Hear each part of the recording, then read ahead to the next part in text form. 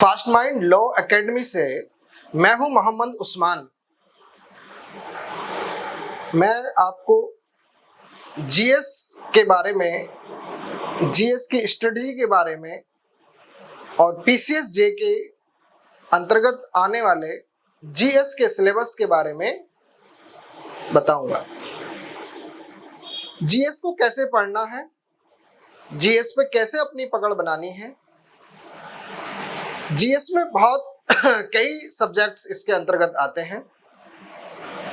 General studies, सामान्य अध्ययन, यानी कि नाम से ही विदित हो रहा है कि सामान्य जानकारी, किसी भी सब्जेक्ट की एक सामान्य जानकारी। एक सब्जेक्ट बहुत डीप तक चला जाता है, लेकिन इसका नाम हमने रखा जीएस, यानी कि जनरल स्टडी, सामान्य अध्ययन। तो सामान्य अध्ययन के अंतर्गत आने वाले जो सब्जेक्ट्स हैं, जैसे geography, history, polity, current affair, general science और इंडियन इकोनॉमी, इससे रिलेटेड सामान्य अध्ययन यानी कि सामान्य जानकारी, इन सब्जेक्टों से रिलेटेड सामान्य जानकारी पूछी जाती है। अब आता है कि किस सब्जेक्ट को हम कैसे पकड़ के चलें, उस पर अपनी कैसे पकड़ बना सके, जिससे हमारी एक मजबूत स्टडी हो और हमारा एग्जाम के पॉइंट ऑफ व्यू से जो सिलेबस में हमारे दिया गया है उस सिलेबस को पूरा कवर करें और परीक्षा में आने वाले क्वेश्चनों का हम जवाब दे सकें। तो हम बहुत ही महत्वपूर्ण जानकारी आपको उपलब्ध कराएंगे कि क्या स्ट्रेटजी है, कैसे अपनी स्ट्रेटजी बनाएं, कैसे सब्जेक्ट पर पकड़ बनाएं अपनी। क्वेश्चन आता है कि हम चीजों को रटते हैं, जीएस को रटने वाली एक प्रवृत्ति बना रखी है, जो कि जीएस रटने वाला सब्जेक्ट नहीं है। जीएस भी समझने वाला सब्जेक्ट है। अगर उसको हम समझ के चलेंगे, अगर हम उसको अच्छे से कॉन्सेप्ट पकड़कर चलेंगे हर सब्जेक्ट का, मैं आपको हर सब्जेक्ट के बारे में डिटेल से बताऊंगा और उस पर आपकी पकड़ कैसे बने, ये चीजें हम डिस्कस करेंगे। ज्योग्राफी पर आप अपनी पकड़ कैसे बनाएं, हर सब्जेक्ट का एक की फैक्टर होता है, हर सब्जेक्ट का अपना एक फंडामेंटल, एक बेसिक होता है, उसको कैसे समझ के और पूरा उस सब्जेक्ट के बारे में एक सामान्य जानकारी हम प्राप्त कर सकें। प्रीवियस ईयर में पूछे गए क्वेश्चंस जो पीसीएस जे में आए हुए हैं और अन्य परीक्षाओं में पूछे गए हैं, जीएस का वैसे कोई और छोर नहीं होता है। कहीं से भी क्वेश्चन अराइज हो सकता है, कहीं से भी क्वेश्चन आ सकता है। नए नए क्वेश्चन बन के आते हैं, करंट अफेयर का क्वेश्चन नए बन के आते हैं।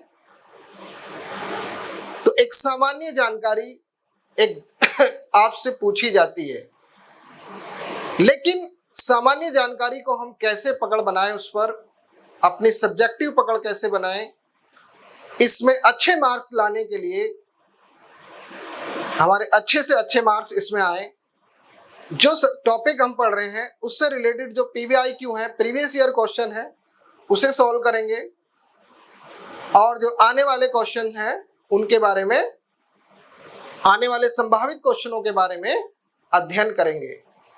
तो जिससे हमारी एक पूरी स्ट्रेटजी बनेगी, पूरी हमारी एक कंप्लीट तैयारी होगी। तो हम आपके सामने लाए हैं पूरी कंप्लीट तैयारी के लिए। मैं आपके सामने बहुत ही अच्छी स्ट्रेटजी लेकर आया हूं।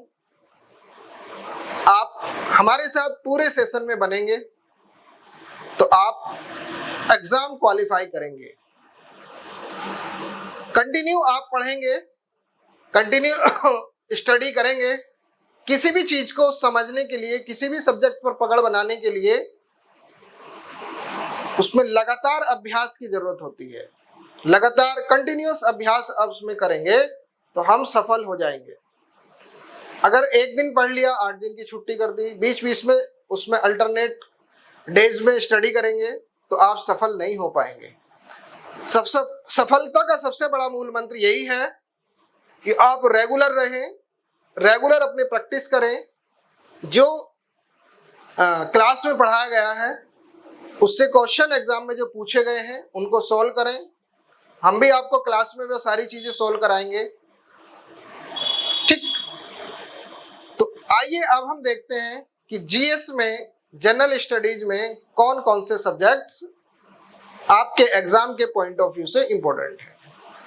तो उनमें से हमने बताया था कि geography, history, Indian polity, Indian economy,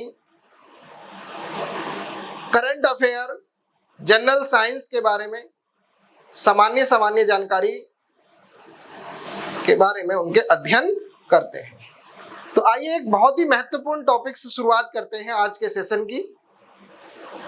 आपको बहुत ही ज्यादा समझ में आएगा, पसंद आएगा, ध्यान से सुनेंगे और उसको चीजों को कॉन्सेप्चुअली लेकर हम चलेंगे कि जिससे आपको क्लास में ही वो चीजें याद हो जाएं। सारी चीजें किस सब्जेक्ट को कैसे पकड़ बनानी है उस पॉइंट ऑफ व्यू से हम लेकर चलेंगे। तो आइए एक शुरुआत करते हैं हम ज्योग्राफी से। ज्योग्राफी को पढ़ने के लिए मैप बहुत जरूरी है, नक्शा। पूरा जो भूगोल है, पूरी जो ज्योग्राफी है वो मैप पर बेस है। मैप अगर आपने एक बार समझ लिया तो पूरी ज्योग्राफी आप समझ जाएंगे। ज्योग्राफी में कहीं से भी क्वेश्चन अगर पूछा जाएगा तो आप उसको आसानी से सोल्व कर पाएंगे। और प्लस हिस्ट्री में आने वाले क्वेश्चन, हिस्ट्री को समझना भी बहुत आसान हो जाएगा अगर आपने मैप समझ लिया। इंडिया का मैप पूरा समझना है तो उसी मैप के आधार पर हिस्ट्री के क्वेश्चन भी सोल्व होंगे। हिस्ट्री में भी आपको उसकी सहायता मिलेगी मैप से, और करंट अफेयर में भी सहायता मिलेगी आपको। नेशनल और इंटरनेशनल लेवल की करंट अफेयर एग्जाम में पूछी जाती है। तो ज्योग्राफी, इंडियन ज्योग्राफी और वर्ल्ड ज्योग्राफी, इंडिया से लेकर वर्ल्ड तक पूरी ज्योग्राफी का अध्ययन करेंगे, पूरे टॉपिक्स का अध्ययन करेंगे। मैं आपको बताऊंगा जब ज्योग्राफी पढ़ाऊंगा कि आप कैसे करंट अफेयर से जुड़ सकते हैं, कैसे आप दैनिक अपनी तैयारी कर सकते हैं, और आपको भी होमवर्क मिलेगा, आप भी उसमें जुड़ेंगे क्योंकि आपकी भी मेहनत उसमें लगेगी। मैं आपको कॉन्सेप्ट बताऊंगा कि कैसे क्या करना है और आप उस पॉइंट को करंट अफेयर को कैसे उसको जोड़ेंगे। तो ज्योग्राफी से, भूगोल से, मैप से आप बहुत अच्छे से करंट अफेयर को अपनी पकड़ बना सकते हैं, क्योंकि आज के एग्जाम में करंट अफेयर बहुत इंपॉर्टेंट टॉपिक हो गया है। क्योंकि कॉन्सेप्चुअल से लेकर यानी कि सब्जेक्टिव नॉलेज भी जरूरी है और करंट अफेयर भी। करंट में कोई चीज, किसी घटना हुई, कहीं का राष्ट्रपति चेंज हो गया, कहीं का सम्मेलन हुआ है, कहीं किसी देशों के बीच युद्ध चल रहा है, किन्हीं दो देशों के बीच संधि हो गई, कहीं ऑपरेशन चल रहा है, कहीं ऑपरेशन सिंदूर चल रहा है, कहीं ऑपरेशन सिंधु चल रहा है, कहीं ऑपरेशन गंगा चल रहा है। तो इस सब चीजों के बारे में हमें एक पूरे वर्ल्ड वाइड ज्योग्राफी, उसका पॉलिटिकल मैप हमें पता होना चाहिए। तो आइए हम शुरुआत करते हैं बहुत ही बेसिक पॉइंट से, ज्योग्राफी से। भूगोल,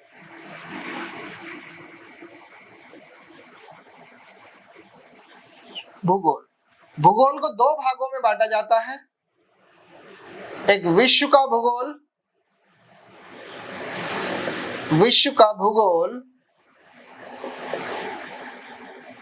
और एक भारत का भूगोल,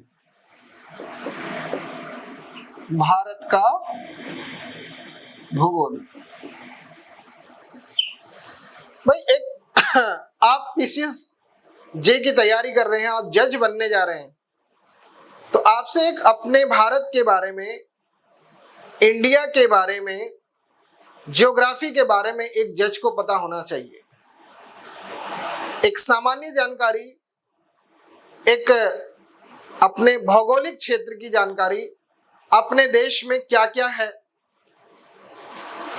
हमारे देश का आकार कैसा है, हमारे देश की पोजीशन, एस्ट्रोनॉमिकल पोजीशन क्या है, कितने राज्य हैं, कौन कौन से राज्य हैं, कौन कौन से यूनियन टेरिटरी हैं, केंद्र शासित प्रदेश हैं, इन सब के बारे में जानकारी एक पता होनी चाहिए। भारत के बारे में एक सामान्य जानकारी, भारत में पर्वत, पहाड़, नदियां, झीलें,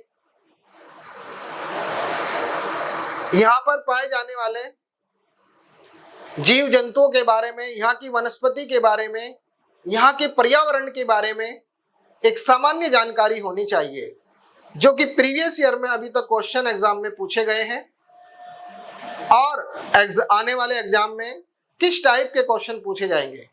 अगर हमारा एक पॉइंट भी, एक सब्जेक्ट भी हमारा अगर डाउन है तो हमारा सिलेक्शन अधूरा रह जाता है। पीसीएस वालों की सबसे बड़ी प्रॉब्लम ये होती है कि उनका जीएस पॉइंट कमजोर होता है। क्यों? उसको बहुत अच्छे से उसको टाइम नहीं दे सकते। तो कभी कभी ये आता है कि हमारा जीएस की वजह से रह गया। आपके जो सब्जेक्टिव पेपर हैं उनमें तो आपने अच्छे से मार्क्स प्राप्त कर लिए, लेकिन कुछ 10-20 क्वेश्चन, 50 क्वेश्चन हमारे और हो जाते हैं जीएस में, तो हमारा सिलेक्शन आज हो जाता। तो आप इस चीज को बहुत ध्यान से रखेंगे, समझेंगे और अपनी पकड़ बनाएंगे कि कोई भी सब्जेक्ट, कोई भी आपका जो पॉइंट है वो क्लियर होना चाहिए, कमजोर नहीं होना चाहिए। तो इसी के लिए मैं आपके साथ बहुत बड़ी स्ट्रेटजी के साथ आया हूं और आपको बहुत अच्छे से गाइड करूंगा, बहुत अच्छे से समझाऊंगा। आपकी जो भी प्रॉब्लम होंगी वो सभी को कवर की जाएंगी। आपका क्वेश्चन एग्जाम में नहीं छूटेगा, ये मेरा दावा है। तो भारत के भूगोल के बारे में हम शुरुआत कर रहे हैं कि भारत के भूगोल को सबसे पहले हम देखते हैं कि पहला चैप्टर का है भारत का आकार एवं स्थिति। तो पहले सबसे पहले हम मैप देखेंगे, भारत का मैप, कि भारत का मैप आपको बनाना आना चाहिए और आपके पास आपकी टेबल पर भारत का मैप होना चाहिए, एक एटलस आपके पास होना चाहिए। आप ज्योग्राफी अगर कवर कर लेते हैं, इसी से आपको हिस्ट्री कवर करा के दिखाएंगे, क्योंकि यहाँ पे हिस्ट्री के बहुत सारे क्वेश्चन यहाँ से कवर होंगे और आपको करंट अफेयर में बड़ी हेल्प मिलेगी, बहुत ज्यादा हेल्प मिलेगी। करंट अफेयर में क्वेश्चन आ गया, हाल ही में इसरो ने श्रीहरिकोटा द्वीप से अभी चंद्रयान का प्रक्षेपण किया, चंद्रयान मिशन का प्रक्षेपण किया। तो आपको पता होना चाहिए कि श्रीहरिकोटा कहां पर है, कौन से राज्यों के अंतर्गत आता है, कौन सी झील पर आता है। तो मैं आपके सामने इन्हीं सभी क्वेश्चनों का जवाब देने के लिए और आपको समझाने के लिए बहुत ही अच्छी स्ट्रेटजी के साथ आपके साथ बना रहूंगा। तो शुरुआत करते हैं हम भारत के भूगोल में। पहला चैप्टर होगा आपका भारत का size and location. Size and location, size and location.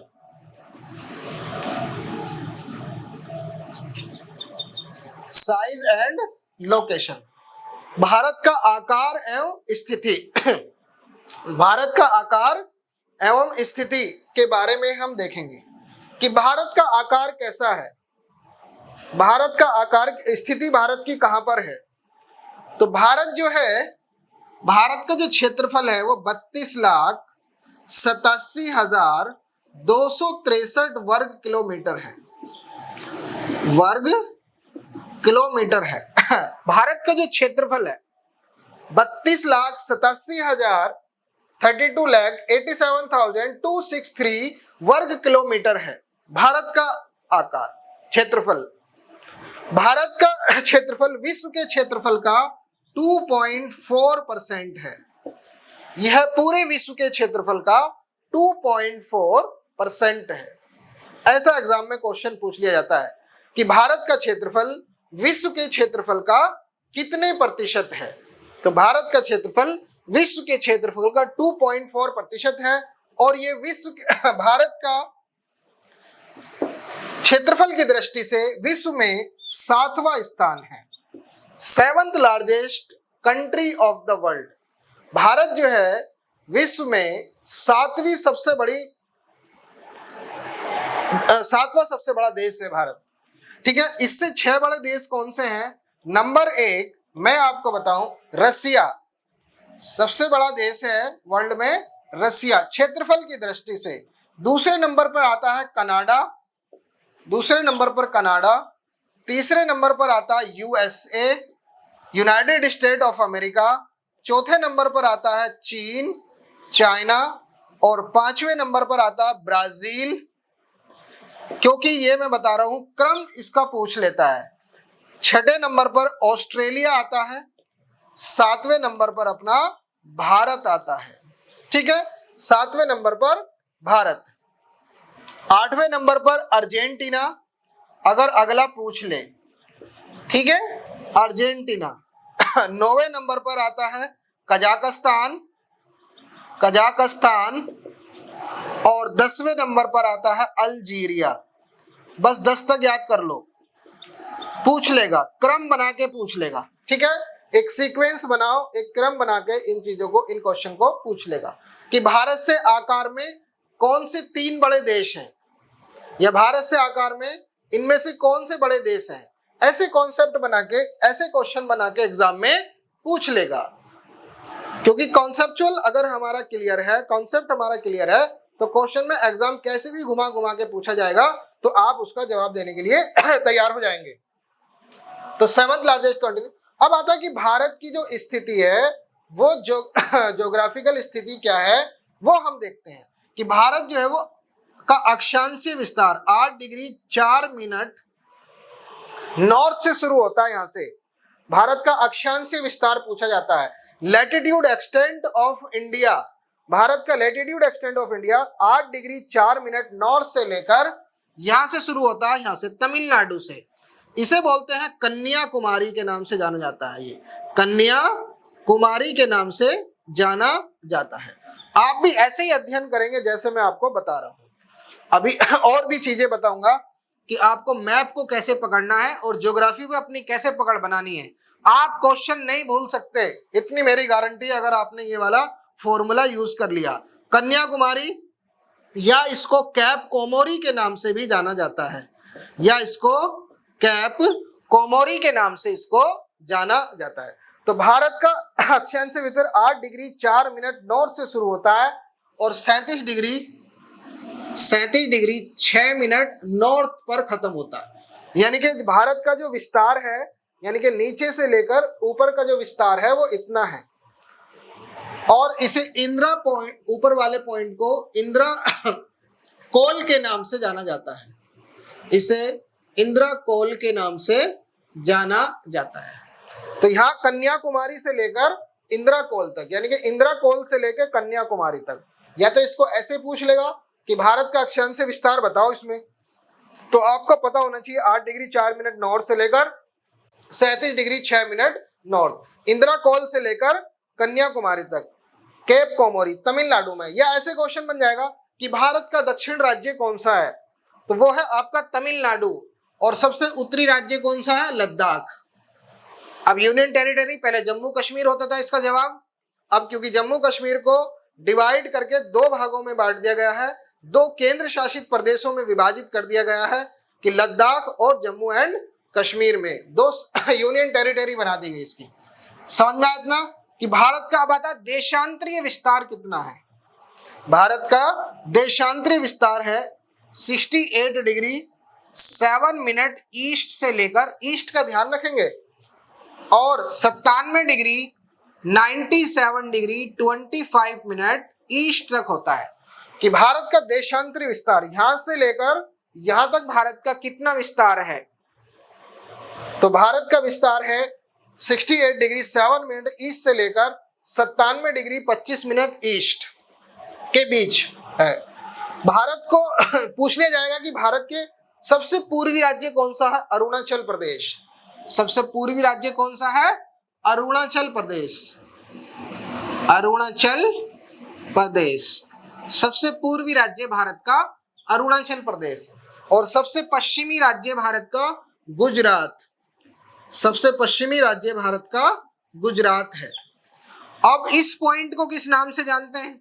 इस पॉइंट को नाम से जानते हैं गौरी माता। गौरी माता। इसको, इस पॉइंट को, जहां से भारत की जो स्थिति है वो शुरू हो रही है, लोकेशन भारत की जहां से शुरू हो रही है, जहां से देशांतरी विस्तार शुरू हो रहा है, उस पॉइंट को गौरी माता या गुहार मोती के नाम से जाना जाता है, या इसको गुहार मोती के नाम से जाना जाता है। तो ये क्वेश्चन पूछे जाते हैं। और पूर्वी बिंदु को किस नाम से जाना जाता है? किबिथु के नाम से जाना जाता है। किबिथु के नाम से जाना जाता है। ये वलांग गांव है ये, यानी कि सबसे पूर्वी बिंदु भारत का ये है। सबसे दक्षिण बिंदु यानी कि दक्षिण राज्य कौन सा है? तमिलनाडु।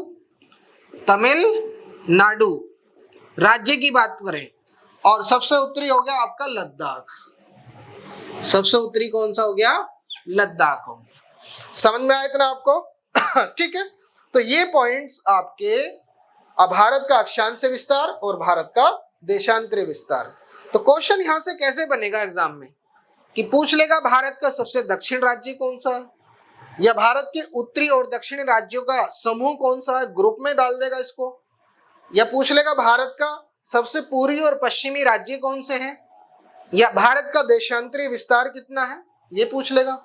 और एक आता है क्वेश्चन यहाँ पर अंडमान निकोबार में भारत का सबसे दक्षिणतम बिंदु, सदर्न मोस्ट पॉइंट। ये भारत का स्थलीय भूभाग है। ये क्या है? भारत का स्थलीय भूभाग है। तो स्थलीय भूभाग का सबसे दक्षिण बिंदु तमिलनाडु में कन्याकुमारी है। अगर आता कि पूरा अपना द्वीप, ये आइलैंड है अंडमान एवं निकोबार, अंडमान एवं निकोबार द्वीप समूह, तो यहां पर है इंदिरा पॉइंट, सबसे दक्षिणतम बिंदु है इंदिरा पॉइंट। इंदिरा पॉइंट, इसको 6 डिग्री 45 मिनट नॉर्थ के नाम से जाना जाता है। अब क्वेश्चन बनता है कि भारत की जो स्थिति है वो गोलार्ध में या ग्लोब में कहां पर है, कौन से गोलार्ध में भारत आता है, यहां क्वेश्चन बनता है। कौन से गोलार्ध में भारत आता है? तो हम देखेंगे यहां पर, इसको हम पूरी पृथ्वी को 2 भागों में बांट देंगे, पूरी अर्थ को 2 भागों में डिवाइड करेंगे 0 डिग्री लैटिट्यूड्स पर, जिसको भूमध्य रेखा कहा जाता है। उत्तरी भाग को इसके नॉर्दर्न हेमिस्फेयर और दक्षिणी भाग को इसको सदर्न हेमिस्फेयर कहा जाता है। लैटिट्यूड और लॉन्गिट्यूड का एक चैप्टर पूरा आपको पढ़ाया जाएगा कि वहां से एक क्वेश्चन एग्जाम में जरूर बनता है। तो ये वो उस चैप्टर, वहां पर ये सारी चीजें आपको क्लियर और कराएंगे। तो यहाँ पर इतना समझे कि भारत की अवस्थिति के बारे में समझ रहे हैं, और इसको 2 भागों में ऐसे बांट दो 0 डिग्री लॉन्गिट्यूड पर। 0 डिग्री लॉन्गिट्यूड लाइन जो है ये प्रधान मध्याह्न रेखा या प्राइम मेरिडियन लाइन कहा जाता है इसको। तो इसके पूर्वी भाग को ईस्टर्न हेमिस्फेयर, पूर्वी गोलार्ध, और इसके पश्चिमी भाग को वेस्टर्न हेमिस्फेयर कहा जाता है। तो ईस्टर्न हेमिस्फेयर और वेस्टर्न हेमिस्फेयर के नाम से इसको जाना जाता है। तो भारत की जो स्थिति है वो उत्तर पूर्वी है। भारत की जो स्थिति है वो उत्तर पूर्वी। भारत जो गोलार्ध में आता है नॉर्दर्न हेमिस्फेयर में, उत्तरी गोलार्ध में और पूर्वी गोलार्ध में। भारत दक्षिणी गोलार्ध में और पश्चिमी गोलार्ध में नहीं आता है। यहां क्वेश्चन गलत हो जाएगा, ये पॉइंट आपका गलत हो जाएगा अगर आप इसका कॉन्सेप्ट समझ के नहीं जाओगे। वहां जाके तुक्का मारने से कोई फायदा नहीं होगा। कि ये पूछेगा एग्जाम में क्वेश्चन कि भारत, यहां से क्वेश्चन पूछा गया है, बहुत पूछा जाता है क्वेश्चन कि भारत जो है वो किस गोलार्ध में है, भारत जो है वो किस हेमिस्फेयर में है, तो उत्तर पूर्वी गोलार्ध में है। तो इसीलिए ये भारत का नॉर्दर्न हेमिस्फेयर से लेकर नॉर्दर्न और ईस्टर्न हेमिस्फेयर से लेकर ईस्टर्न हेमिस्फेयर में है। क्वेश्चन कॉन्सेप्ट क्लियर हो गया होगा आपका कि भारत जो है वो दक्षिणी गोलार्ध में नहीं है, ना ही पश्चिमी गोलार्ध में भारत है। तो ये हमने जाना कि भारत का आकार, भारत का क्षेत्रफल, भारत का देशांतरीय और अक्षांशीय विस्तार कितना है, और ये सब इन पॉइंट से एग्जाम में क्वेश्चन जरूर पूछा जाता है। अब आता है कि भारत की जो स्थलीय सीमा है वो कितने किलोमीटर है, और भारत की स्थलीय सीमा से लगे हुए देश कौन से हैं, यानी कि भारत की नेबर कंट्री कौन सी है। ये क्वेश्चन सारे आपके एग्जाम के पॉइंट ऑफ व्यू से इंपॉर्टेंट है। तो ज्योग्राफी में, भूगोल में, भारत के भूगोल में भारत के पड़ोसी देशों को भी पढ़ो, क्योंकि वहां से क्वेश्चन बनता है, और करंट अफेयर का वहां से क्वेश्चन बनता रहता है कि हाल ही में किसी देश का प्रधानमंत्री बदल गया, किसी देश की मीटिंग हो गई, कोई सम्मेलन हो गया, कोई भूकंप आ गया, वहां से क्वेश्चन बन जाएगा, कोई अवैध कुछ युद्ध हो गया दो देशों के बीच, तो वहां से क्वेश्चन, करंट अफेयर के जो जवलिन मुद्दे होते हैं, बर्निंग पॉइंट होते हैं, वहां से क्वेश्चन एग्जाम में बनते हैं। तो ये आपको भारत के पड़ोसी देशों के बारे में समझना जरूरी है, एक सामान्य जानकारी आपको होना बहुत जरूरी है। तो हम देखेंगे भारत की जो स्थलीय सीमा है, तो इसको with the help of map से पढ़ेंगे। तो ये पाकिस्तान यहाँ पर, और एक सीक्वेंस लेकर चलेंगे। भारत की स्थलीय सीमा 15,200 किलोमीटर है, 15,200 किलोमीटर है। तो ये मिलती है पाकिस्तान से, और इसकी राजधानी भी याद करते हुए चलो, इस्लामाबाद। इस्लामाबाद, पाकिस्तान की राजधानी इस्लामाबाद। फिर ये अफगानिस्तान नंबर 2, भारत की स्थलीय सीमा अफगानिस्तान से भी मिलती है, भारत की स्थलीय सीमा अफगानिस्तान से भी मिलती है। इसकी राजधानी है काबुल, इसकी राजधानी है काबुल।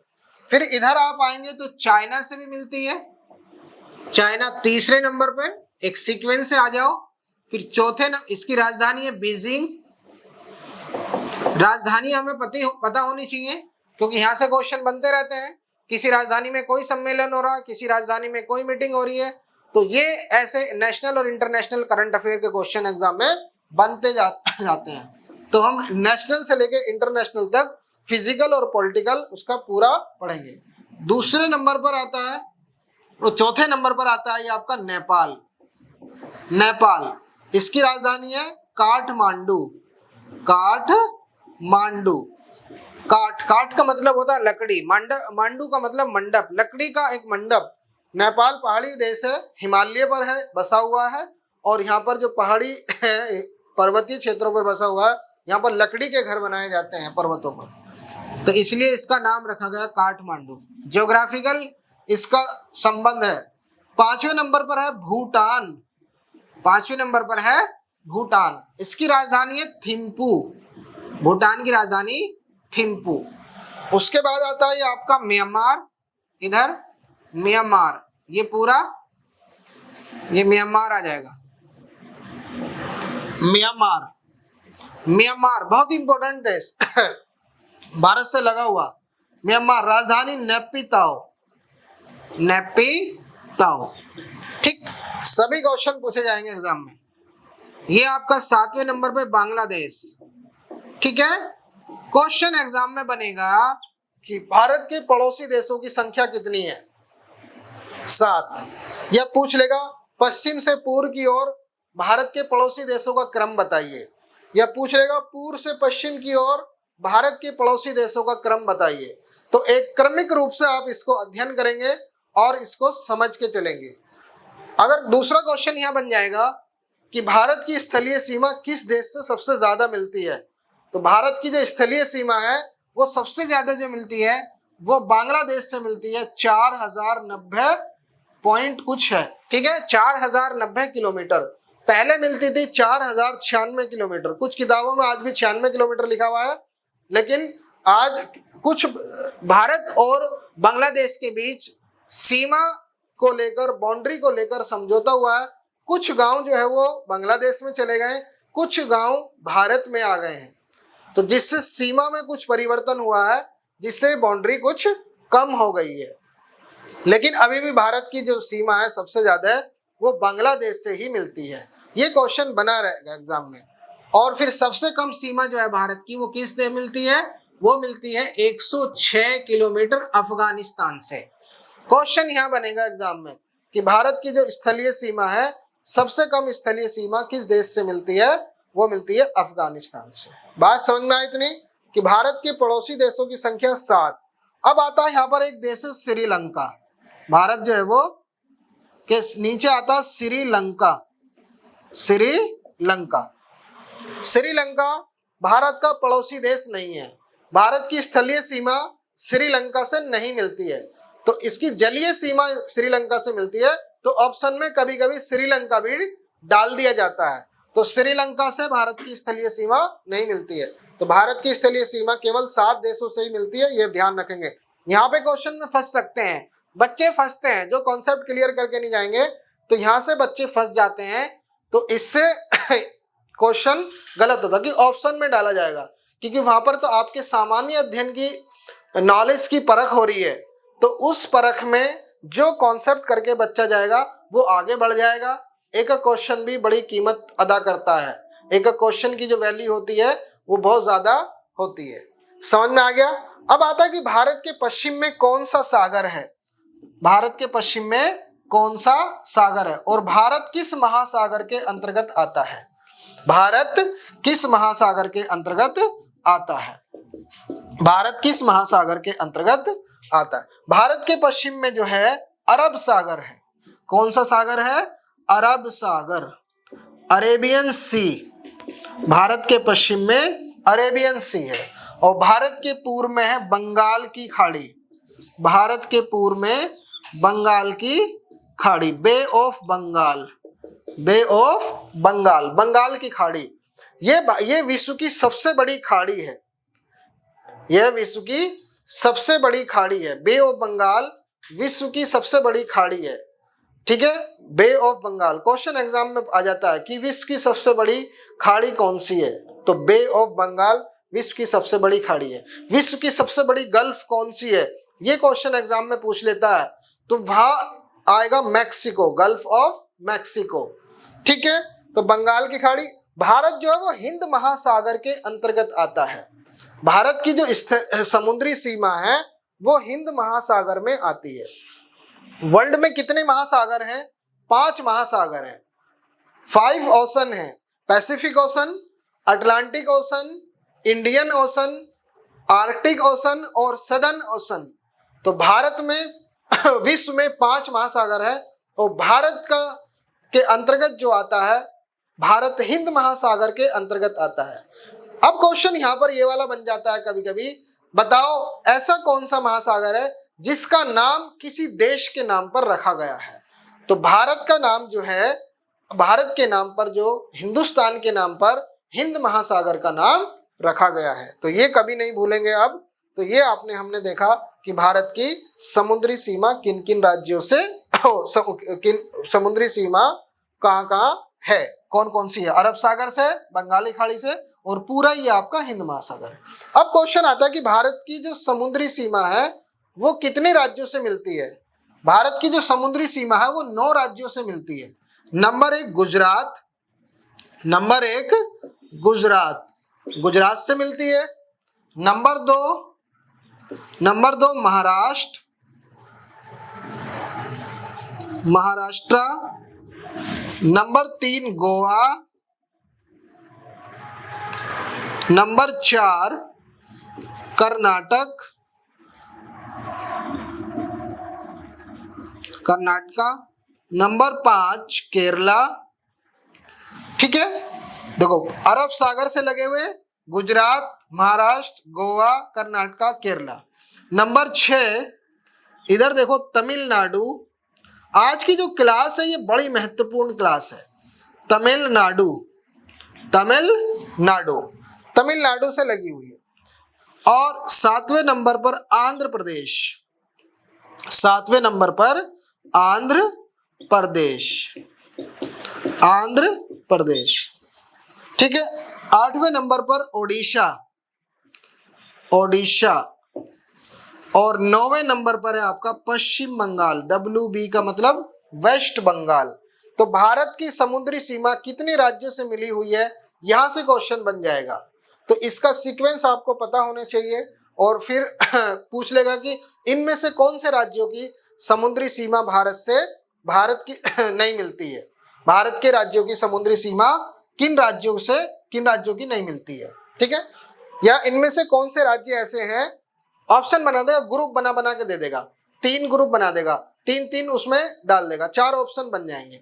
तो इनमें से कौन से ऐसे राज्य हैं जिनकी सीमा समुद्र से नहीं मिलती, या ऐसा कौन सा ग्रुप है जो समुद्री सीमा से नहीं मिलता है। तो कई टाइप के क्वेश्चन यहाँ से एग्जाम में बन जाएंगे। तो पूरा कॉन्सेप्ट आपको क्लियर हो जाएगा कि भारत की समुद्री सीमा सबसे ज्यादा जो मिलती है वो गुजरात से मिलती है, मैक्सिमम जो सबसे ज्यादा जो मिलती है गुजरात से मिलती है भारत की समुद्री सीमा, और सबसे कम जो है वो मिनिमम जो मिलती है वो गोवा से मिलती है, ठीक है। भारत में द्वीप भी हैं, भारत में द्वीप है। अब एक क्वेश्चन यहाँ बनता है, एक क्वेश्चन यहाँ पर बनता है, द्वीप और समुद्री सीमा, 9 राज्यों की समुद्री सीमा और द्वीपों की, जैसे लक्षद्वीप हो गया, दमन द्वीप हो गया, और आपका अंडमान निकोबार द्वीप समूह हो गया, तो सभी द्वीपों को मिलाकर भारत की जो स्थलीय सीमा है वो 7516 किलोमीटर थी, 7516 किलोमीटर थी। अभी तक ये क्वेश्चन एग्जाम में पूछा जाता रहा है, लेकिन अभी हाल ही में गृह मंत्रालयों के आंकड़ों के अनुसार भारत की जो समुद्री सीमा है वो बढ़ गई है। अब ये कैसा क्वेश्चन हो गया कि भारत की समुद्री सीमा कैसे बढ़ गई, कि भारत क्या फैल रहा है? नहीं, भारत की जो समुद्री सीमा है वो उसको दोबारा से मेजर किया गया है। पहले क्या मेजर किया गया था, ऐसे सीधे सीधे इसको माप लिया गया था, इसको मेजर कर लिया गया था। लेकिन भारत की समुद्री सीमा को अब दोबारा से मेजर किया गया, क्योंकि जो कोस्टल एरिया होता है, जो कोस्टल बाउंड्री होती है वो कटी फटी होती है, तो उसको पूरा मेजर किया गया, जहां से कट रहा है उसको पूरा मेजर करके यहाँ इसको मेजर किया गया। क्योंकि और कुछ जो वो होते हैं डेल्टाज होते हैं, क्योंकि नदियां जो होती हैं, यहाँ से नदियां, पठारों से नदियां निकलकर, हिमालय से नदियां निकलकर बंगाल की खाड़ी में गिरती हैं और ये यहाँ पर डेल्टा बनाती हैं। जब यहाँ डेल्टा बनाती हैं तो डेल्टा, तो बाहर की ओर भी ये एक निक्षेप पैदा हो जाता है, वो निक्षेप इकट्ठा हो जाता है और डिपॉजिट यहाँ पर हो जाता है। तो डिपॉजिट से यहाँ पर इसका क्षेत्र थोड़ा बढ़ जाता है, तो इसमें डेल्टाओं को भी शामिल कर लिया गया है। तो इससे मिलाकर भारत की जो समुद्री सीमा है 11,098 किलोमीटर हो गई है। भारत की जो समुद्री सीमा है 11,098 किलोमीटर हो गई है। समझ में आ गया? तो क्वेश्चन जो है वो अपडेट वाला पूछा जाएगा कि भारत की जो समुद्री सीमा है वो कितने किलोमीटर है, और उसमें 7516 भी उसमें आंसर मिलेगा आपको। लेकिन आपको ध्यान रखना है कि भारत की जो समुद्री सीमा है 11,098 किलोमीटर है। इसीलिए करंट अफेयर वाले क्वेश्चनों पे ध्यान रखना कि क्या चीज बदलाव हुई है। तो इसीलिए तो एक सामान्य जानकारी पूछी जाती है कि एक जज बन के यहाँ आ रहा है, इसको किन चीजों में कितनी अवेयरनेस है, भारत के बारे में कितनी नॉलेज है, कितनी जानकारी है, कितनी चीजों से अपडेट हो रहा है ये, ऐसे किसी ना किसी को जज बना दिया जाएगा। तो इसीलिए नॉलेज होना, एक अवेयरनेस होना हर पॉइंट ऑफ व्यू से, हर चीजों से, तो तभी हम अच्छे से उस पेपर को सॉल्व कर पाएंगे। तो बात यहाँ तक समझ में आई? तो इस क्लास में अभी इसका पार्ट 2 भी आएगा, तो इस क्लास में हम यहीं रखते हैं।